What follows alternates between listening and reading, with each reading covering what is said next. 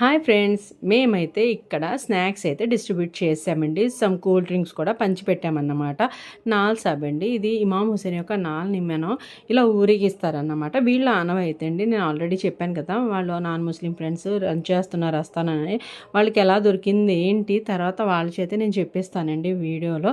దాని తర్వాత అయితే మేము ఆస్థానకు వచ్చేసానండి. వీళ్ళ ఆనవాయితీ ప్రకారం ఇక్కడైతే నాల్ సాబ్ని తండే చేస్తారన్నమాట. సో దాని గురించి మొత్తం అంతా క్లీన్ చేసేసుకుంటున్నారండి.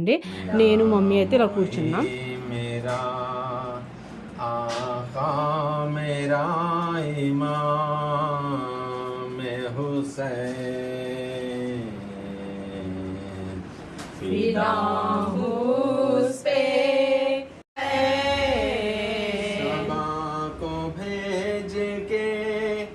रोजे पे कर रहा हूँ दुआ,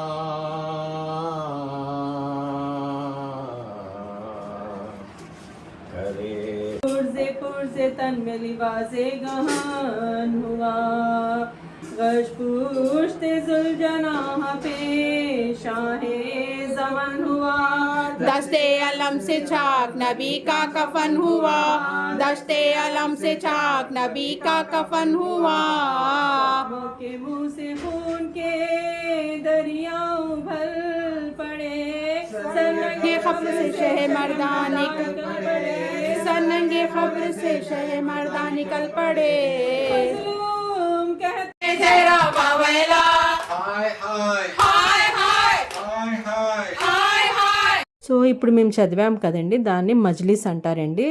అది నోహా అని కూడా అంటామన్నమాట. ఎందుకంటే దేవుడు వాక్యాలు ఉంటాయండి, అవి చదివి మేము కాసేపు మౌనంగా కూర్చుంటామండి. ఇవాళ ఓన్లీ బ్లాక్ డ్రెస్సెసే వేస్తామన్నమాట, దుఃఖానికి చిహ్నం కాబట్టి. వీళ్ళైతే నాల్ సాబ్ని తీసుకుని వచ్చేసారు.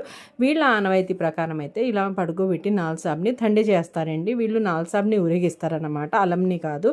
సో వీళ్ళు తండే చేయడం అంటే అలా పడుకోబెట్టిన తర్వాత సాంబ్రాణి పొగిస్తారండి. సాంబ్రాణి పొగిచ్చిన తర్వాత వాళ్ళు ప్రసాదాలు తెచ్చి కొన్ని పూజలు అవి చేసుకుంటారండి వాళ్ళ ఆనవాయితీ ప్రకారం. సో వాళ్ళకి ఏమైనా మొక్కులు ఉంటే అవి కూడా అక్కడ అడుగుతారండి, అవి కూడా పూర్తవుతాయి అన్నమాట. సో అల్హమ్దులిల్లా ఈ రోజైతే మా ఊరి షహాదత్ అయితే ఇలా జరిగింది గైస్.